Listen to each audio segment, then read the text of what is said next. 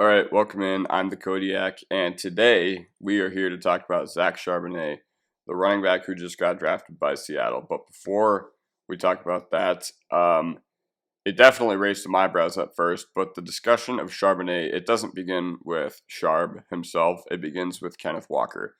And this is just a slight disclaimer. I really, really liked Walker as a prospect. He had that incredible year at Michigan State where he dragged that team to multiple victories, and he was their entire offense. And his ability to run angry and be an absolute force was undeniable. And it was why Seattle took him in the early second round last year. I think they took him 40th or 41st overall, only a few picks behind Brees. And he took a backseat to Rashad Penny for the first 5 weeks of the year. And there's no shame in that. And after that, it was undeniable how electric he looked for Seattle. It looked like every time he ripped off like a 50-yard run that Seattle had their running back of the future, the guy who would hold down that backfield for another 3, 4, maybe even 5 years. It seemed like he had a nose for the end zone. People were like, whatever, wheels up. But a lot of people, and myself included, were very, very, very much pumping the brakes on Kenneth Walker. I had seen quite a few people rank him as their dynasty running back one. Just never, ever, ever, ever made sense to me, which, by the way, isn't even hindsight. I said in March that I was completely out on Walker in my fantasy group chat, and that was before the team spent a second-round pick on, in my opinion, a better overall running back. First of all, Walker had never ever had strong receiving peripherals. Not at any point in his college career.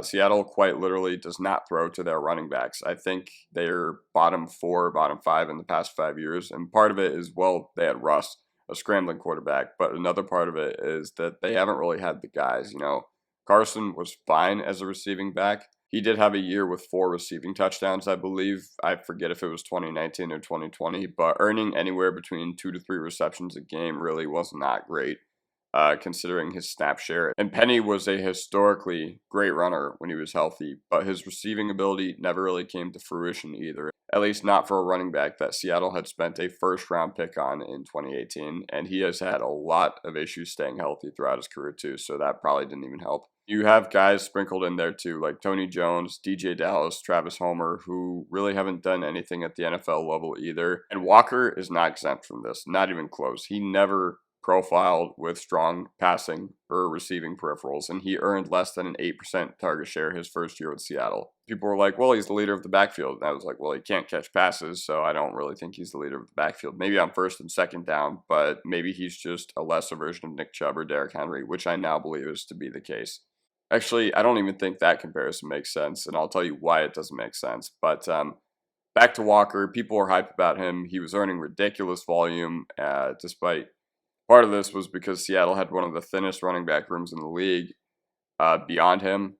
But for a running back enjoyer like Pete Carroll, like a head coach of the Seattle Seahawks, who at certain times throughout his coaching career has sacrificed literally everything of a potential Hall of Fame quarterback to run the football. Pete Carroll loves running the football, and Kenneth Walker was top 10 in every stat regarding stuffed runs. And I can throw multiple charts and multiple graphs on the screen right now talking about his down-to-down efficiency and borderline how historically bad it was. And for the ones who will say, okay, Seattle's offensive line was trash, whatever, we're starting 2 rookies at tackle last year, and okay, my response to that is, why is Rashad Penny not on these lists? Because he got enough volume to qualify to be on these lists, and I don't think anyone could have foreseen Penny going down. I mean, that's wrong. That's literally happened his whole career, but I don't think anyone could have seen Walker going down either. I think in December it was, but their offense really, really struggles without a focal running back to carry the load. And Seattle was 6th in offensive efficiency the first 8 weeks of the year, but they finished the year at 14th overall, which means without a viable 2-headed monster at running back, their offense undoubtedly fell off. Walker's year was catapulted by those early incredible runs he had, and he was actually quite poor relative to the volume he got.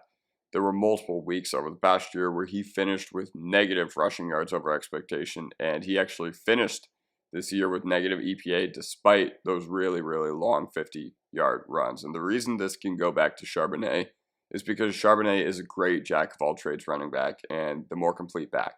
He's a very talented runner. He can run with both finesse and power, which is a trait akin to another running back that got drafted this year, named Bijan Robinson. Now, don't get this twisted. I don't think Charbonnet is anywhere near Bijan Robinson. He's a great tackle breaker. He profiled very strongly with a bunch of tackle breaking numbers, and he can catch as well.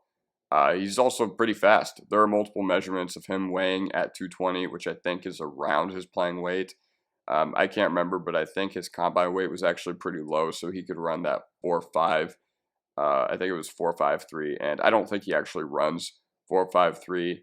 I think he runs more of like upper like 4.56 to 4.58. I think the reason he ran as fast as he possibly could at the combine and got down to like 214 was so he could run that 40. And then in his pro day, he came in at like 222.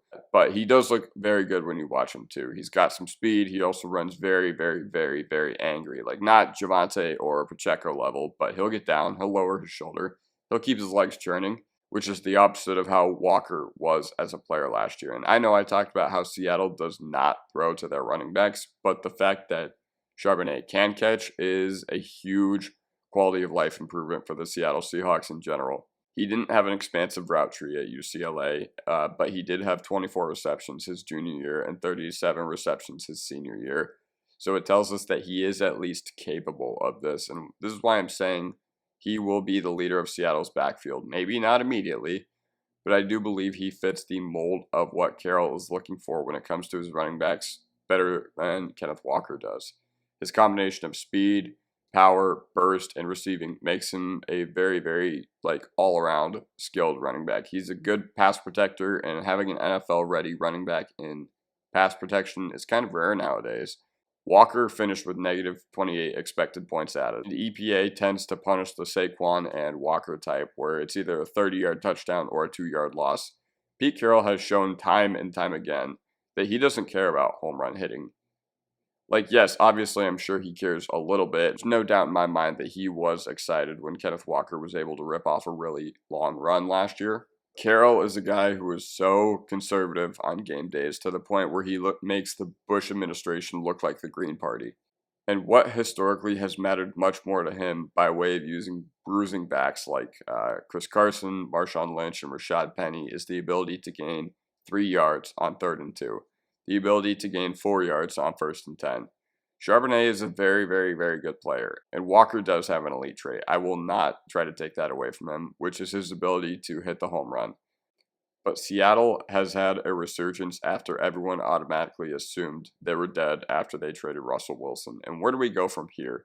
How do we proceed if we're projecting Charbonnet or Walker? I will say now that since Seattle is going to be playing competitive games, their window has just kind of opened.